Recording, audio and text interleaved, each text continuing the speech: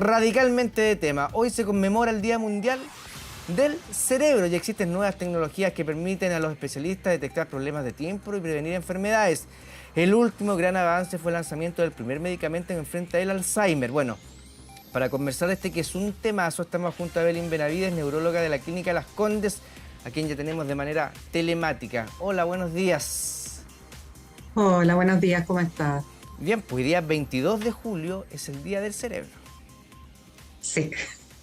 Un órgano fascinante, además, tan difícil, ¿cierto? Vamos descubriendo cosas día a día y que, según distintos estudios y cosas que yo estaba leyendo, lo cuidamos poco aparentemente. Bueno, el cerebro controla gran parte de nuestro ritmo de funcionamiento y es como el director de orquesta de nuestro organismo, por lo tanto necesitamos cuidarlo para que nuestra calidad de vida sea la mejor posible y además también para no enfermarnos de otras cosas, o sea, cuidando nuestro cerebro también cuidamos el resto de nuestros órganos. Oiga, a mí me ha fascinado esto siempre. ¿Cuánto de la capacidad de nuestro cerebro se ha estudiado que ocupamos una persona promedio aproximadamente? Bueno, en promedio se ocupa bastante más de lo que uno se imagina. La verdad es que se ocupa una gran parte de nuestro cerebro. Lo que sí nosotros tenemos la posibilidad de hacer una cosa que se llama neuroplasticidad, ¿ya? Que es la posibilidad de usar neuronas que están como indiferenciadas en cosas que hay que ocupar. Por ejemplo, una persona que tiene un accidente vascular, que pierde una función, la movilidad de un brazo, una pierna, puede educar neuronas para que hagan esa función en forma no tan perfecta como era en un inicio, pero que la puedan realizar. Eso se llama neuroplasticidad, es la reeducación de nuestro cerebro. Y eso es bien importante porque hay que mantener nuestro cerebro activo para que esas neuronas indiferenciadas tengan esa capacidad como de ocupar los lugares de algunas que se van perdiendo. ¿Y cómo yo me mantengo activo? Porque yo he escuchado mucha gente que dice se me van olvidando las cositas a corto plazo. Entonces como que la gente se asusta al tiro. Y los doctores, los neurólogos te dicen, no, si eso es normal, porque uno retiene lo más a largo plazo, pero siempre ponte a leer, ten activo tu cerebro. ¿Cómo yo me mantengo en ese training como ir al gimnasio también, po? Claro, lo que pasa es que tenemos que hacer varias cosas. Uno, hacer que nuestro cerebro esté expuesto eh, a distintos estímulos. O sea, la lectura, las actividades manuales, la actividad deportiva. Es muy importante las buenas horas de sueño, dormir en la noche, funcionar en el día y evitar el estrés prolongado y crónico hacen que nuestro cerebro se mantenga saludable. Además, tener una dieta mediterránea, una dieta con todos los nutrientes, evitar el tabaco, evitar el consumo excesivo de alcohol, son muy importantes para mantener nuestro cerebro sano el mayor tiempo posible. ¿Cuánto daña el alcohol al cerebro, doctora? Bastante, la verdad es que el alcohol en pequeñas dosis produce sueño, pero aletarga las neuronas, hace que sean más lentos los procesos que realizan. Por lo tanto, lo que se ha visto es que el consumo crónico en altas cantidades de alcohol va dañando las neuronas e incluso va produciendo su muerte. Por lo tanto, es importante tener claro que no es un hábito saludable el consumo crónico en altas dosis de alcohol. Doctora, los seres humanos estamos viviendo más, estamos alargando nuestra vida por el avance de la tecnología, por mejores hábitos alimenticios, porque, porque la humanidad va evolucionando, ¿cierto? Y también se está alargando más la vida de nuestro cerebro. ¿Eso va a la par de lo que estamos viviendo más o tenemos que tener un cuidado especial con nuestro cerebro? Tenemos que cuidarlo de manera distinta. Lo que pasa es que nuestra expectativa de vida en este momento en Chile bordea los 85 años. Y eso quiere decir que tenemos que lograr llegar a esa edad de la mejor forma posible, con un envejecimiento que es normal, o sea, nuestro cerebro va a envejecer, algunas neuronas van a perder sus capacidades, pero podemos llegar bastante saludables en la medida que tenemos como una caja fuerte de cuidados que permite que podamos sacar de ahí la capacidad para poder funcionar bien en la vejez. Esto también es bien importante porque hay muchas enfermedades que antes producían muerte, accidentes vasculares, TEC grave, y que ahora la mortalidad de esas enfermedades ha disminuido, pero la morbilidad, que es el quedar con secuelas, persiste. Entonces, vivimos más, pero si nos enfermamos o tenemos algún accidente vascular, alguna lesión cerebral, vamos a sobrevivir con más posibilidad de secuela. Entonces, hay que tener cuidado de eh, exponernos a hartos estímulos y tener una actividad sana de vida, una forma de vida sana, para que si tenemos algún evento como un accidente vascular o empieza un proceso neurodegenerativo, tengamos este ahorro neuronal para poder enfrentarlo de la mejor manera posible. Durante muchos años se discutía si las neuronas se morían definitivamente o se podían regenerar en funciones cerebrales. ¿Es como usted decía, se regeneran o son otras las neuronas que reemplazan las funciones de las que ya se murieron para ir recobrando en definitiva esas capacidades? Lo que pasa es que las neuronas se mueren como todas las células y tenemos muchas ahí que están esperando ser usadas y es una reserva funcional de neuronas indiferenciadas y esa es la que hay que cuidar y proteger. En el fondo, el tener actividad cognitiva importante, o sea, tener estudios, el estar expuesto a distintos estímulos saludables, a vivir de día, a dormir de noche, evitar el tabaco, evitar el colesterol alto, hacer actividad física regular, ojalá unos 30 minutos todos los días, hace que esas neuronas que están indiferenciadas puedan tomar en su minuto el comando de las que nos vayan faltando.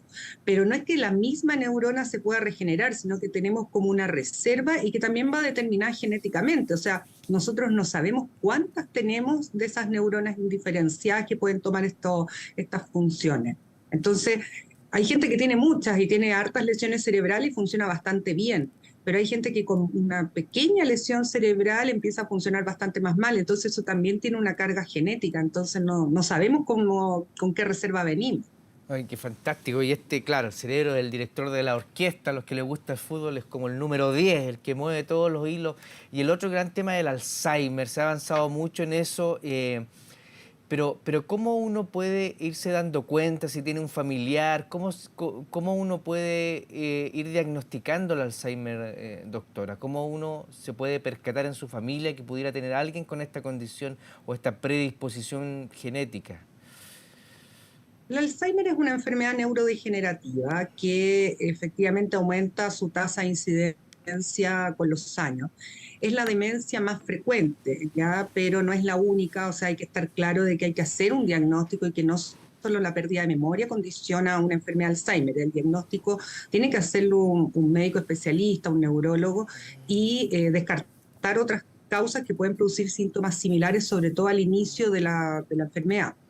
Y en la medida que ya está más claro que es ese el diagnóstico, el tema es que hay que cuidar la autovalencia de estos pacientes, hay que cuidar la posibilidad de que mantengan comiendo solo, mantenerles el ritmo del día y la noche, que no duerman de día y funcionen de noche, que se vistan solos. Hay todo un proceso de hacer que estas neuronas que están ahí esperando ser usadas puedan ser usadas, o sea, reeducar con terapia ocupacional, con fonoaudiología, con kinesiología, pero requiere esfuerzo, tiempo y además tiene un costo económico asociado el cuidado de un paciente que tiene un deterioro que probablemente pueda ser una enfermedad de Alzheimer.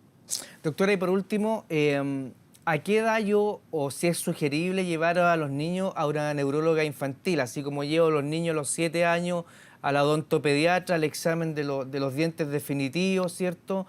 ¿Es aconsejable llevarlos a hacerles un chequeo? O sea, lo aconsejable en los niños es que tengan un pediatra de cabecera y que si los padres o los cuidadores o los profesores ven algo que se salga de la normalidad, consultar con su pediatra. Y el pediatra verá si requiere un neurólogo infantil o si requiere otra especialidad o si lo puede resolver el pediatra. La mayoría de las cosas de los niños, las patologías más frecuentes, los pediatras las resuelven y solo si hay dudas diagnósticas o alguna duda de manejo, ya acuden a un especialista. No, no es necesario ir primariamente como un chequeo rutinario a un neurólogo infantil si es que es un niño sano, que tiene un buen aprendizaje, un desarrollo psicomotor, va cumpliendo los hitos que tiene que hacer a lo largo de la vida a través de los años en forma normal. Claro, se lo pregunto porque muchos papás se sobreexaltan, algunos niños tienen trastornos de ansiedad o tienen algún problema y lo medio confunden con problemas neurológicos y sobre reaccionan un poco y suelen a veces llevarlos a un neurólogo y usted dice primero al pediatra O de sea, se cabecera y él va puede. derivando un poco. Claro, se puede, pero el camino más razonable es que los pediatras que tienen una formación en todos los ámbitos de la salud infantil decidan si realmente eso es un problema neurológico o puede ser de otra índole. Entonces, eh, eh, no todos los problemas de aprendizaje o los problemas del desarrollo psicomotor son enfermedades neurológicas propiamente tales. Sí. Oiga, ¿y leer media horita por lo menos todos los días? ¿Todos? ¿Un ratito? O sea, el leer es muy importante, el leer, pero también el leer comprensivamente, el leer literatura variada, explorar temas nuevos, no dejar de sorprenderse de las cosas nuevas, no quedarse en el área de confort que uno tiene, buscar desafíos es muy importante.